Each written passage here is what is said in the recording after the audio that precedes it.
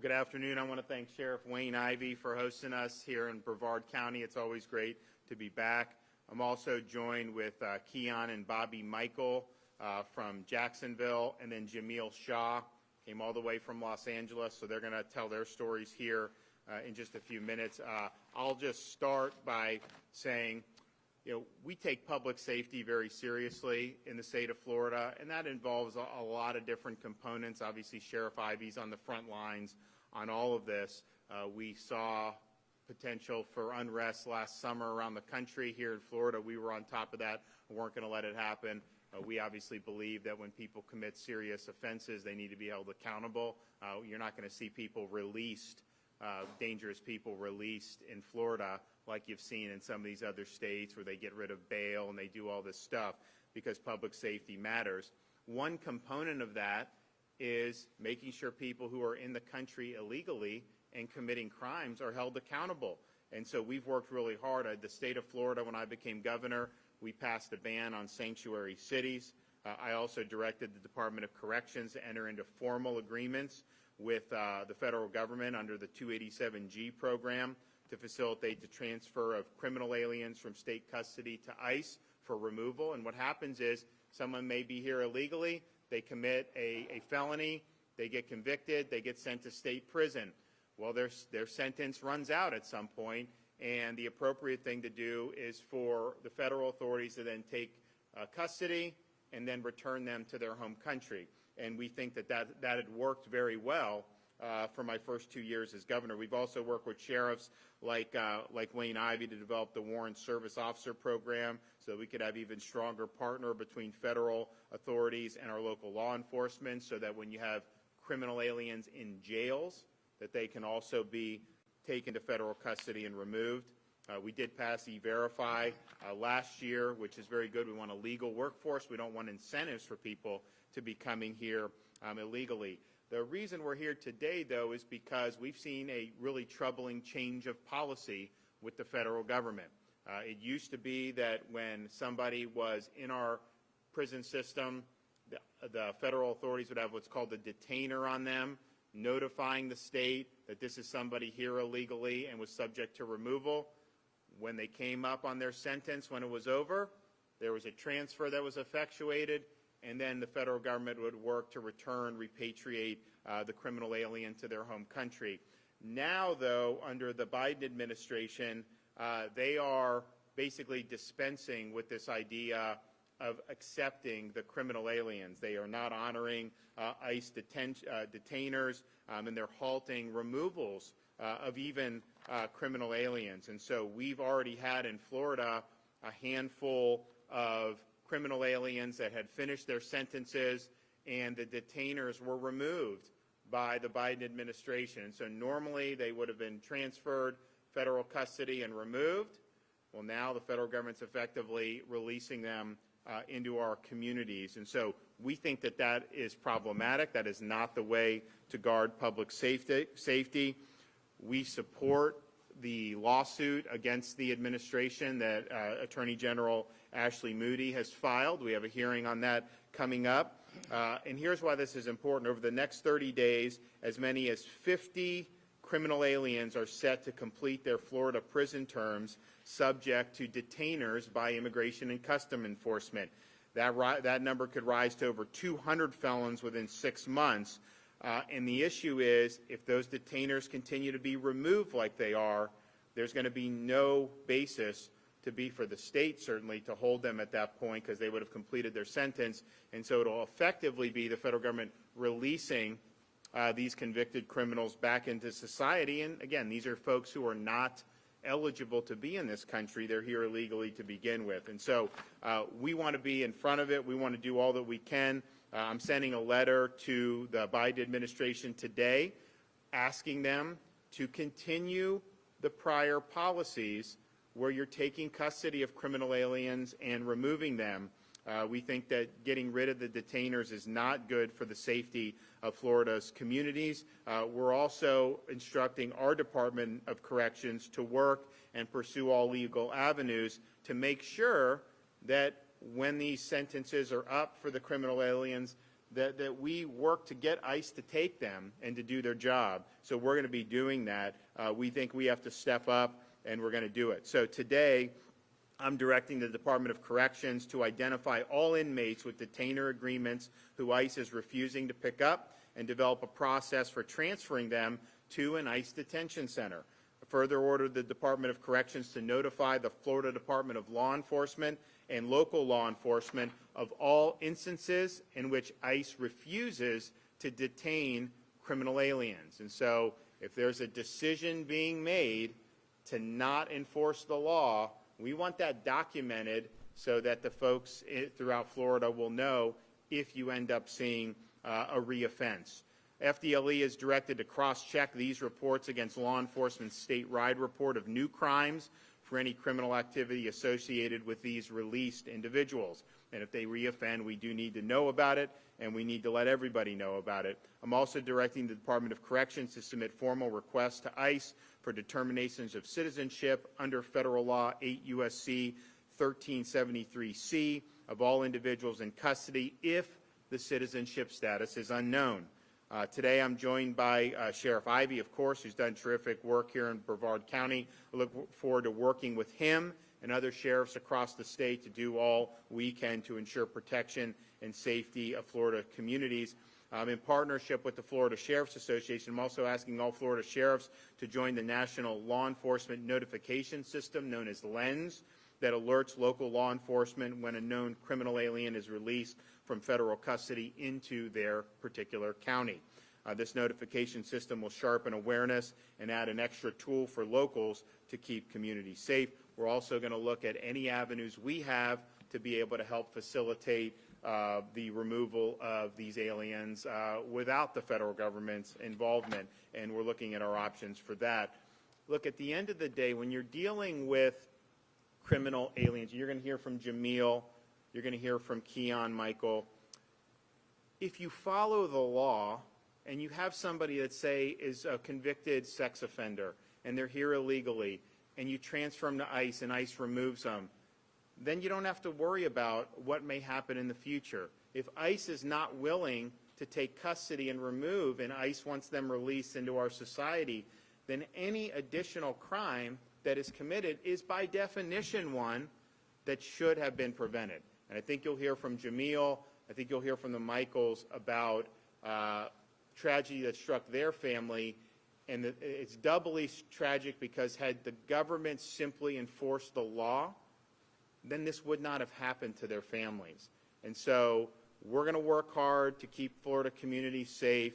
It's a reckless policy to not take, these are convicted felons who are here illegally. If you can't remove them, then what do you have? Just a complete lawless system and a completely open border? I don't think any of us want that. So I'm going to turn it over to Jameel Shaw, and Jameel will tell you his story. Thank you, Governor. Yeah, my name is Jameel Shaw. My son was murdered in March 2nd, 2008. He was murdered by an illegal alien that was in this country, illegally, of course. He was brought into the country at 3 years old, and the whole time he was just really a really bad kid, you know, to be truthful. And March the 2nd, 2008, my son was coming home from the mall, like all our kids do on Sundays, coming home from the mall, and he was murdered by the illegal alien that murdered him. Already had 3 gun charges, assault with a deadly weapon, and he was in jail the day before he murdered my son with assault with a deadly weapon, using a gun, battery on a peace officer, and resisting arrest. He was only given 8 months in the county jail, and he was released in 4 months. The same day he got out, he was in my neighborhood and caught my son and shot him in the head, shot him in his stomach, and while he was on the ground, with his hands up in the air, according to the coroner, he shot him in his head, and he of course, he murdered him. You know, like Governor was saying, the only reason why he was able to do that, it was after the first 3 gun charges. Why would he be out illegally in the country, and you already had 3 assault with a deadly weapon gun charges? You know, the district attorney said that he was already being looked at for 3 other murders but he couldn't get no one to come forward and testify. When he killed my son, he was in the car with 2 other people. He was in the car with a girl that he just met that day, was driving the car. She just met him that day. He was in the back. There's another guy in the back seat that was there. According to the sheriff of Los Angeles, they were sort of upset at L.A. County because they were trying to rehabilitate the people in jail, so when they get out, they'll change their lives. So from what the sheriff told me, the Mexican mafia put out a directive that whenever someone gets out, they have to go back into the community and commit a crime. That's why he committed the crime the same day. The only reason why he was in my neighborhood is that he was visiting my next-door neighbor's house. And as he left my next-door neighbor's house, he saw my son coming down the street, and he ran right over to him. He was on the phone with his girlfriend at the time. That's why we know exactly what happened. He ran up to him, and he asked him, "What set are you from?" Of course, he didn't say nothing. He's trying to get home. 3 houses. He was killed on the same street that I lived on since 1970. 3 houses from my house. And I had just called him on the phone. "Hey, man, where are you?" "Right around the corner, Dad. Be there in a couple of minutes." I heard the 2 gunshots. I never heard gunshots before, you know, to hear that crispy. People who know about guns know that crispness of, you can just tell where it's at, and it was obvious that they were outside my house. Called him on the phone, asked him where he was, you know. I already knew he was shot because I had the feeling in my chest. I called him, didn't answer the phone. I went outside down the street. He was laying in the street dead already, you know. And this was done by a guy that had detainers on him in Santa Clara County. He had like 15 felonies while he was in jail. He had put officers on disability because he knew how to get out of his shackles and handcuffs. He had made knives and cut people up. He was doing all that while he was in jail, you know. So what the governor was saying, that it's very important that when these guys get out, you got to get them out of here, you know. Like I always tell people, the life you save may be your own, you know, might be your child, you know. We never know from day to day. My son was playing football. He was getting recruited from Rutgers, West Virginia, Texas. Pete Carroll, USC, looked at him. You know, he was 3-time MVP, Player of the Year. He was running track. He ran 100, the 200, both relays, and the long jump. He knew where he was going. He was 17 years old. He knew he had a future, and he was trying to secure it. And to be murdered right on the same street. And then when all this was going on, his mother was on her 2nd tour of duty in Iraq. Can you imagine? His mother called me on the phone from Iraq to ask me, is it true that they're telling her that her son is dead? So you can imagine, you know, the feeling somebody in the military when you don't want nobody to come to your house because that's bad. Excuse me. Sometimes it just catches me off guard. You know, just the idea that she was in Iraq and she was telling the story of how the commander called her in there and she was told that her son was dead. And she was telling the story that on the way home from Iraq, everybody was in the airplane coming home, and you can imagine everybody's happy. We made it, you know, we're going home. And she was on the plane crying. Everybody's wondering why. So you could, you know, it's very important that you get them out of here the very first time they commit a crime. You can't feel sorry for them because, like I always say, the life you save may be your own. Thank you.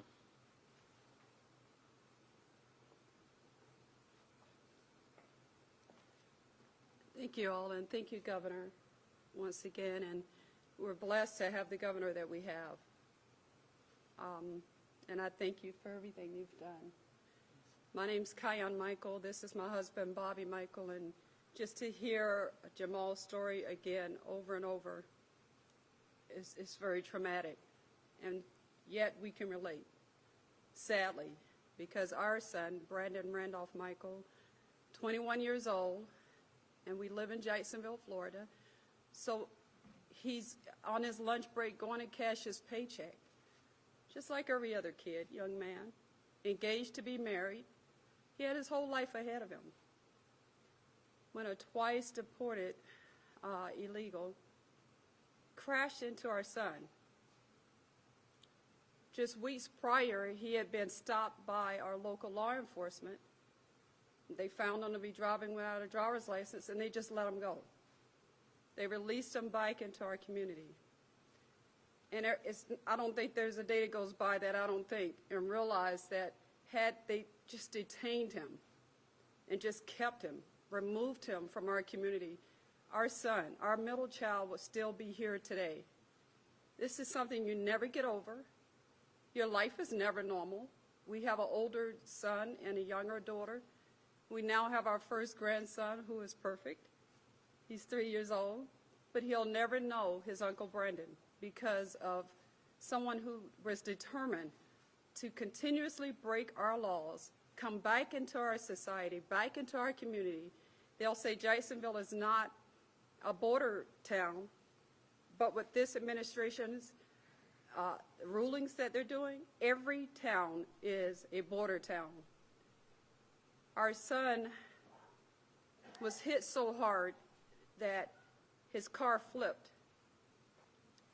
and the illegal that was driving got out of his car and watched our son die. He watched him struggle to breathe, and as in the case of Jameel, it was not far from where we lived. It was within miles. Because he got out of the car, the illegal got out of the car, and no one was in the car with him, he denied that he was ever driving. So now the state, it forced the state to have to prove he was behind the wheel. So now imagine this. I'm sure most of you all in here are parents. Imagine that you expect your child to come back home. Brendan left, going to work, and I thank God the last words I said to him is, I love you. I was trying to get him to eat oatmeal. He was, you know, I'm a mom. I was trying to get him to eat something. He's like, oh, Mom, I'll just get something from the vending machine. Imagine that you've lost, suddenly lost, unexpectedly, your 21-year-old child that was totally healthy, whole life ahead of him. He decided he was going to be getting married. He wanted to be a veterinarian. They talk about dreamers. He had dreams. Jameel had dreams.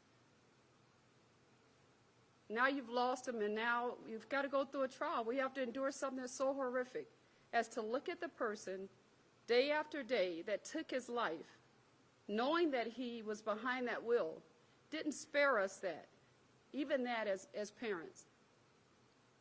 We sat in that courtroom, had to look at him day to day, and of course he was found guilty. It was never who was at fault. It was always they knew that he was at fault. He knew. But he was only given 2 years, released again, moved out of our country. And I can't help but think, Governor, that he's back in our community again. It doesn't help me to sleep at night. Is he back in our nation? Is he back in Florida? Is he back in Jacksonville, where all of the people that he knew? These detainers and ICE is so vital because everybody is in danger. It's not easy for us to relive this story. I'm sure Jameel could say the same thing. We have to relive the death of our child. And they talk about separation of the children. They're separating the children, but real separation is having to go to the cemetery and look at your child. That's the only way you can visit them. He'll never come home. So we get nothing personally. Our children are not coming back. We don't do this for any other reason other than we care. We love our nation. We have a great governor. I can tell you before Governor DeSantis, we wrote letters. We went to D.C. We knocked on doors. No response. This governor that we have has made all the difference in the world, and he's fighting for each one of us. And we can't, anytime we can stand by him and support this legislation, this type of legislation, we know that it's possible, that it will save, even if it's one life, if it saves one other mother, one other father from having to endure tragedy, tears, families shattered, children's dreams cut short, their life cut short, then it is worth it. And as we go forward, we're still fighting immigration. We'll still continue to fight because we know that our children are worth it. They deserve for us to fight. And I thank the sheriffs for everything that you are doing. Our ICE agents, we thank you for everything that we met you, Sheriff Ivey, a couple of years ago. And we stand and support you all. Thank you, because you're putting your life on the line. What this administration doesn't realize, this is not a joke. These are human beings. Without borders, we are not a nation. Nations define who we are. It defines our destiny. It protects the people. When we go to bed at night, we lock our doors to protect the people that we love on the inside. This is not about racism as they project it to be. I mean, obviously, we're talking about people coming from 53 different nations that look like everyone in this room. This is about Americans being safe, and we're grateful to you, Governor, for protecting American citizens. You are standing up. You're fighting for our families. We pray for your family every day. We pray for our nation. We pray for our state, and I thank you for what you're doing. Sheriff Ivey? Listen, there's not a lot I can say to add to what was just said by these two amazing families. But I will say this. Myself, other sheriffs from around the country have been standing on the mountaintops yelling and screaming that illegal immigration doesn't stop at the border. It filters into every community in our country. It does. Whether it filters in and impacts our angel families like you just heard, or it impacts us with the increase in drugs, even the draining of resources. Right now, Customs and Border Patrol agents are being taken out of our state and sent out to the border to fight this crisis. And let there be no mistake, this is a crisis. All right, there's some that don't want to label it as a crisis. I can fix that for you. If it's not a crisis, why did we send FEMA in? Because we only send them into a disaster. Here's the reality. You just heard the impact this has. And I want to thank our governor. Governor, I've had the chance to work with you since you took office, and I will tell you that you subscribe to the same exact values that our law enforcement officers. You took your oath, and you take it with pride. This is a governor that's standing here today saying, I'm taking action. This is a governor that is standing here today saying we're not sitting back and waiting on the next family to be victimized, on the next American citizen to be victimized. He's taken a stand to protect our citizens. He's always taken a stand to protect our cops, and he's always taken a stand to protect our Constitution. The 3 C's, as I call them. And I'll tell you right now, this is not just their fight. It's not just our governor's fight. It's not just our fight. This is your fight.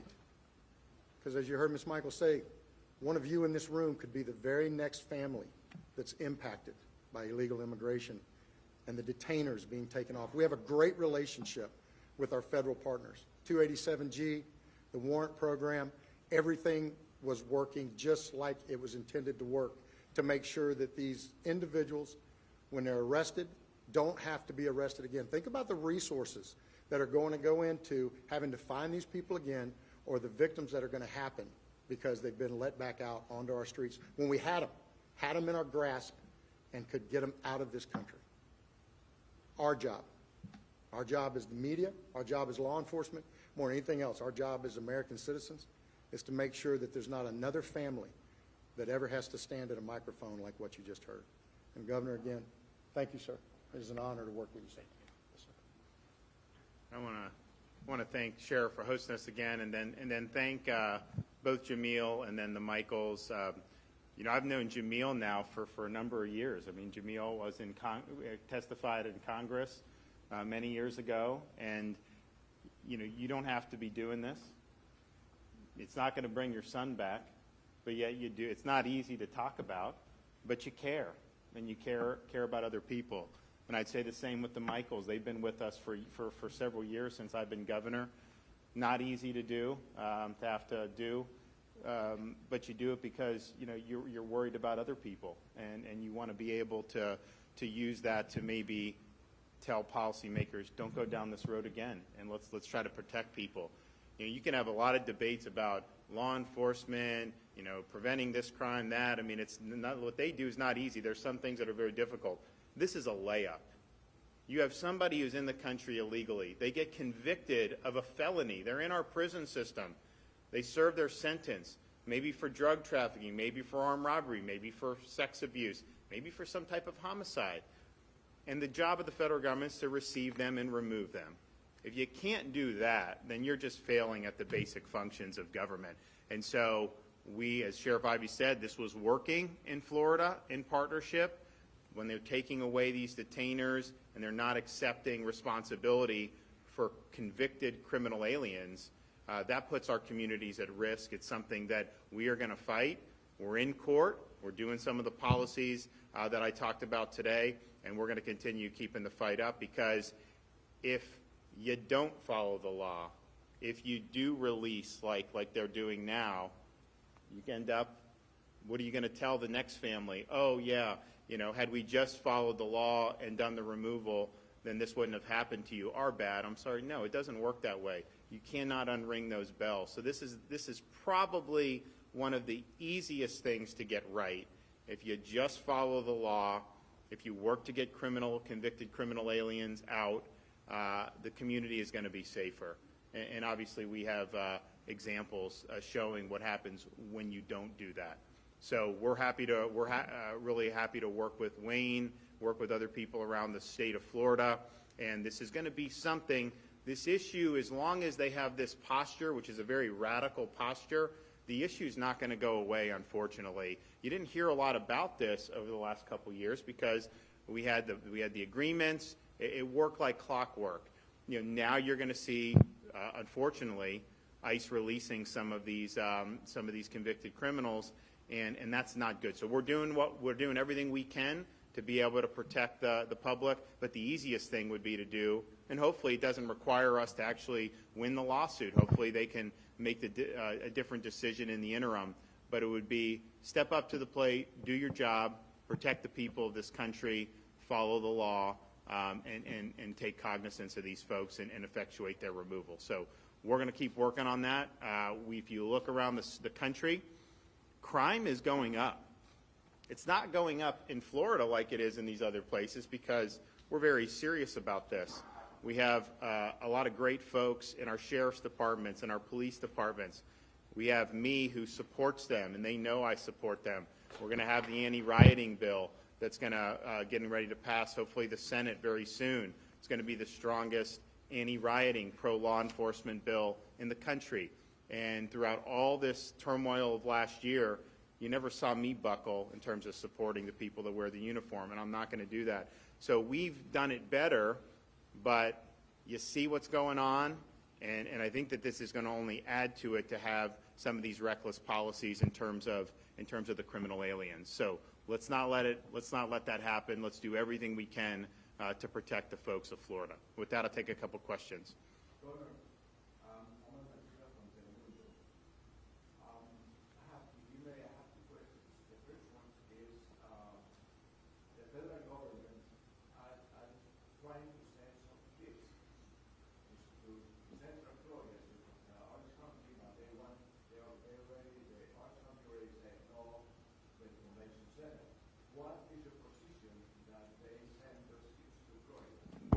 They should be sending anyone to Florida. This is a border problem, and all they need to do is reinstitute the policy they inherited, and the problem will stop. And this is not good for our country. It's also not good for a lot of the people. A lot of these people are being exploited by coyotes and drug cartels. People are making a lot of money on this migration in Mexico and in other parts of Central America. They're creating a hazardous situation. You see what's happening in those conditions. We didn't have that prior to that. So they need to reinstitute the Remain in Mexico. They need to institute the safe third-party agreements. That was working, and that works for everybody because we have an ability to have immigration in this country, but it's not through that. So I think that it's a border problem. I think spreading it out across the country doesn't make sense. But I think if they change the policy, you will be able to stop. The numbers for March that we're looking at, and I think they're still preliminary, but I mean the numbers in terms of the unauthorized migration across the border, they're huge. I think they're record-setting. I don't think we've seen as much in 1 month as we have in the last 20 years. So it's a big problem. It is a crisis. And the unfortunate thing, this is a crisis that has been manufactured by the government itself. Government has created the crisis through its policy, just like by just saying you're not going to authorize or you're not going to honor detainers for people that have already been convicted of felonies. You are creating that through your policy. So let's not double down on bad policy. Yes. What explanation have you been given when we asked for new detainers not being honored? Well, so the question is they're not honoring the detainers. Why would you not do that? I mean, I don't know. Everyone from who would want an immigration pause to wants, no restrictions at all, just an open border. Most people would say, like, if you're committing criminal offenses, wouldn't you want to do? And I think it's just whatever the previous administration did, they want to do the opposite. I think it is ideological. I don't think it was well thought out. I think this is way, way overshooting. But, it's the same type of mindset. Like, why did they release in Jameel's son's case? The guy had been in trouble so many times. Why did they release? So this has been a problem that is not new. I think we had gotten a good handle on it in the first 2 years I was governor working with the feds. But now we're in a different posture. And so you have a number of these people who are due to be released. They're convicted felons. They're here. They don't have a right to be here unlawfully, and I think that you need to act appropriately. Governor, question.